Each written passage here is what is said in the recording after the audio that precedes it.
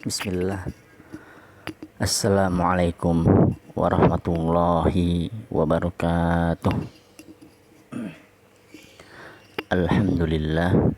Wassalatu wassalamu ala rasulillah wa ala alihi wa sahbihi wa man tabi'ahum bi ihsanin ila yaumiddin, amma ba'd. Para santri sekalian yang semoga senantiasa dirahmati oleh Allah Subhanahu wa taala dan yang semoga diberkahi oleh Allah Subhanahu wa taala. Baik, pada kesempatan yang lalu kita telah membahas pada bab wudu,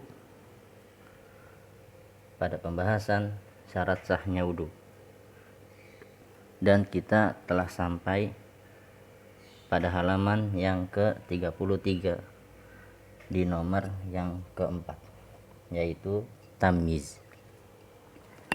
Dan insya Allah pada kesempatan kali ini kita akan melanjutkan, yaitu di nomor yang kelima. Tidak ada yang menghalangi sampainya air ke kulit. Para santri yang dirahmati oleh Allah Subhanahu wa taala, perlu kita ketahui bahwa kulit pada anggota wudu tidak boleh tertutupi sesuatu yang menghalangi sampainya air ke kulit. Dan ini sudah jelas. Jadi ketika kita hendak berwudu, maka terlebih dahulu kita harus memastikan bahwa kulit pada anggota wudu kita tidak boleh sampai tertutup sesuatu yang menghalanginya sampainya air ke kulit. Seperti yang dicontohkan oleh penulis, yaitu tinta, minyak, cat, lilin, dan kotoran. Maka tadi yang telah saya sampaikan bahwa sebelum kita berwudu, hendaklah kita memastikan terlebih dahulu. Ketika adanya zat-zat seperti itu, maka kita harus segera hilangkan. Setelah itu barulah berwudu. Kemudian ada contoh lain yang penulis tidak tuliskan atau tidak sebutkan, yaitu tip X. Tip X ini paling sering terjadi pada anak sekolah, yang mana ini banyak sekali yang meremehkannya atau menganggap ringan masalah tip X tersebut. Padahal kalau kita perhatikan, ketika kulit kita terkena tip X, maka air itu tidak sampai kepada kulit. Jadi ketika tip X tersebut mengenai anggota wudu kita, maka ketika kita berwudu, air wudu tersebut tidak bisa masuk ke dalam atau masuk ke kulit kita. Maka dari itu, hal yang perlu kita lakukan adalah membersihkannya terlebih dahulu. Kemudian selain tip X, maka di sini penulis tidak sebutkan, yaitu tato. Tato sama hukumnya seperti tip X, yaitu apa? Menghalangi sampainya air ke kulit.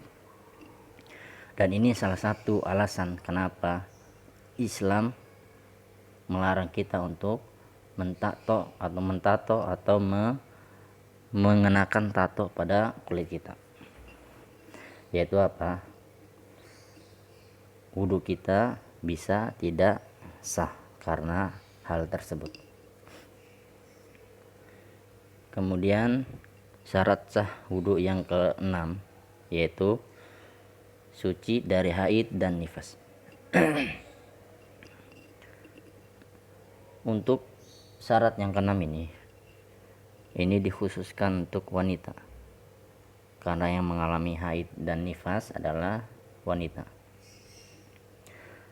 Maka perlu diperhatikan, wudu yang dikerjakan oleh wanita yang sedang haid atau nifas tidak bisa menyucikannya dari hadas kecil. Jadi ketika ada pertanyaan, apakah orang yang sedang haid atau nifas boleh melakukan wudu untuk menghilangkan hadas kecil, maka dikatakan tidak ada anjurannya bagi wanita yang haid untuk berwudu, baik itu diniatkan untuk menghilangkan hadas ataupun berwudu sebelum ia tidur. Kenapa?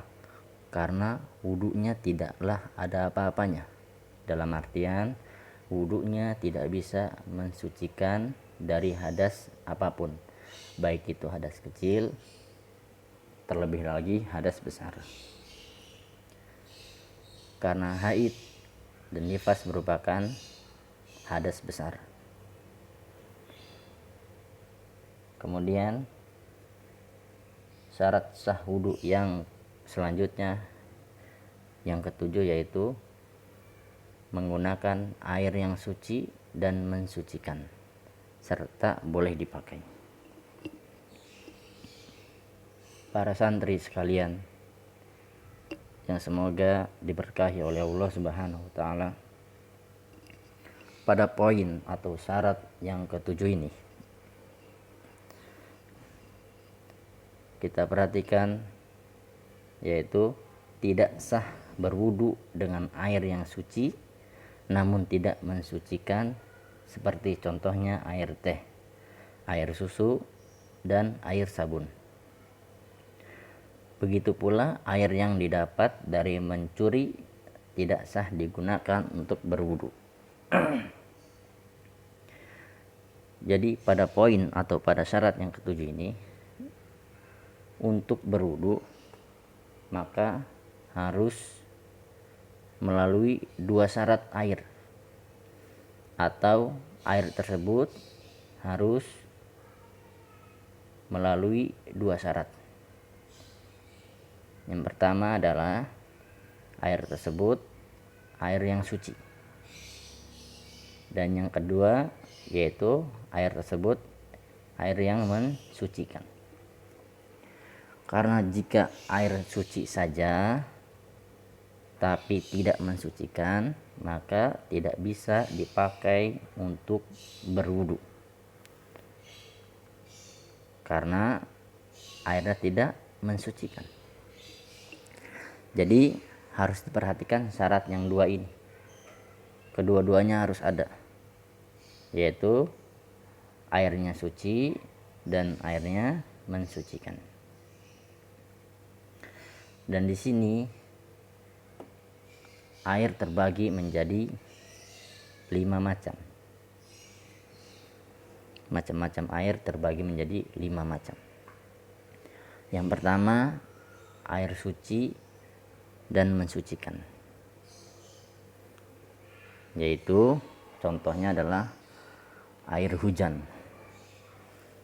air sumur, air sungai, dan danau yang semisalnya. Kemudian macam yang kedua yaitu air suci tapi tidak mensucikan.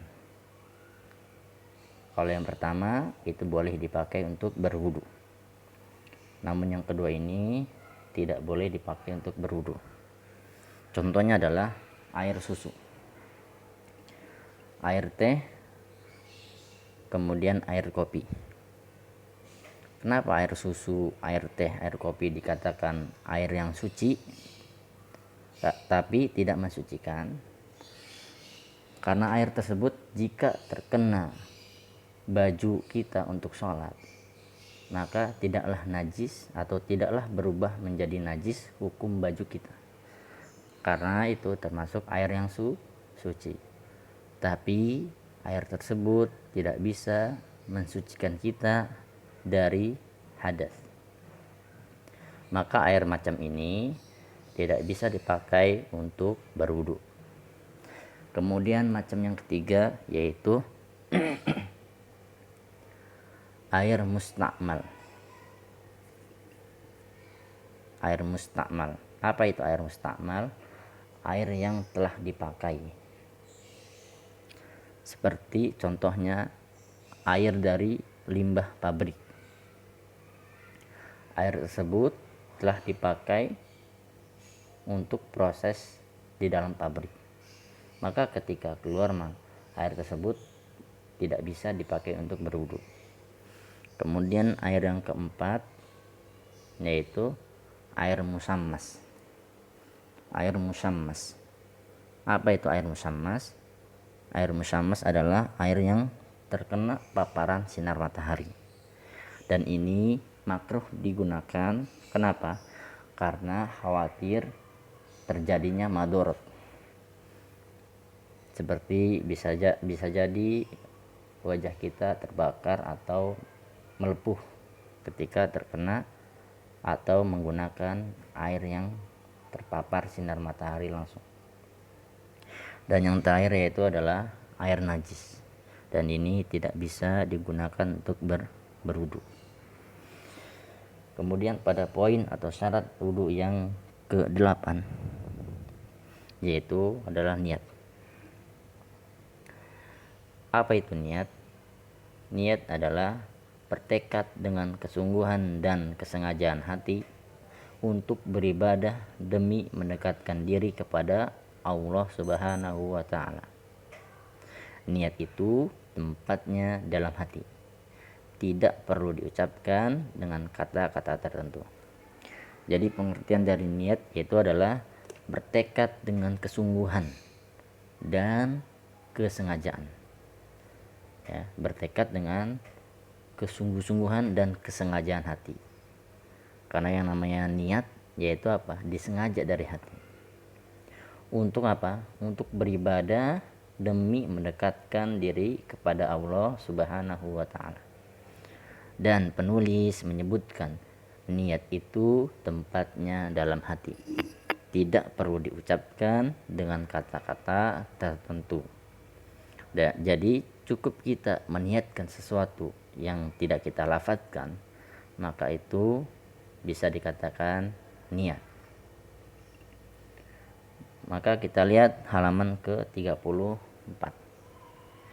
Kita lanjutkan pembahasan, yaitu niat merupakan syarat sah diterima dan dibalasnya suatu perbuatan. Niat merupakan syarat sah diterima dan dibalasnya suatu perbuatan. Sebagaimana Rasulullah SAW sabdakan, innamal a'malu binniyat wa innama likulli imri'in ma nawa. Yang artinya amal perbuatan itu tergantung pada niat. Innamal a'malu bin. Amal perbuatan itu tergantung pada niatnya. Wa innama likulli imri'in ma nawa.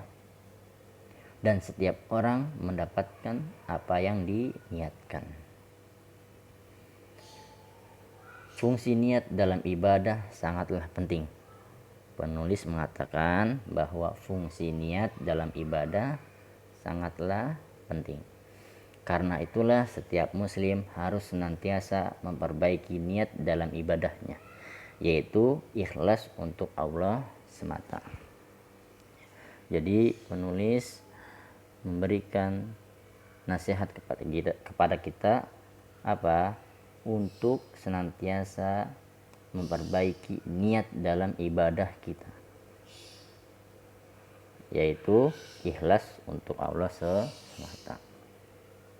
Dan penulis mengatakan, adapun lafaz niat seperti nawaitul wudu'a li raf'il hadathi asgori fardan lillahi ta'ala, hal ini tidak pernah dicontohkan oleh Nabi SAW atau para sahabatnya radhiyallahu anhum, maka selayaknya tidak kita lakukan.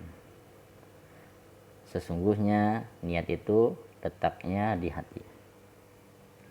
Jadi lafaz niat atau yang semisalnya seperti nawaitu wudu'a li raf'il hadasi asghar atau yang lainnya, maka tidak pernah dicontohkan sama sekali oleh Nabi sallallahu alaihi wasallam. Kalau Nabi sallallahu alaihi wasallam tidak pernah mencontohkan, maka kita tidaklah atau maka kita dilarang untuk melakukannya. Karena ibadah kita yaitu mengikuti apa yang dicontohkan atau apa yang diperintahkan oleh Allah dan Nabi-Nya. Maka ketika ada suatu ibadah yang tidak dicontohkan oleh Nabi atau tidak diperintahkan oleh Allah dan Nabi-Nya, maka kita dilarang untuk mengerjakannya. Sebagaimana sabda Rasulullah SAW, ala wa inna fil jasadi mudghah idza salahat salahal jasadu kulluh wa idza fasadat fasadal jasadu kulluh ala wahyal qalb. Sungguh di dalam tubuh ada segumpal daging. Ala wa inna fil jasadi mudghah. Artinya sungguh di dalam tubuh ada segumpal daging. Idza salahat salahal jasadu kulluh. Maka atau jika dia baik, maka baiklah seluruh amalnya. Wa idza fasadat fasadal jasadu kulluh. Dan jika dia buruk, maka buruklah seluruh amalnya. Ala wahyal qalb. Dan ketahuilah segumpal daging itu adalah hati. Jadi hati ya, atau segumpal daging jika dia baik ya, dalam artian jika niat dalam hati kita baik, maka baiklah seluruh amalannya.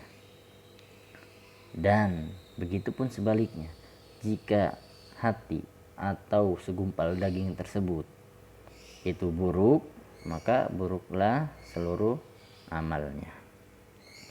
Wallahu a'lam bishawab.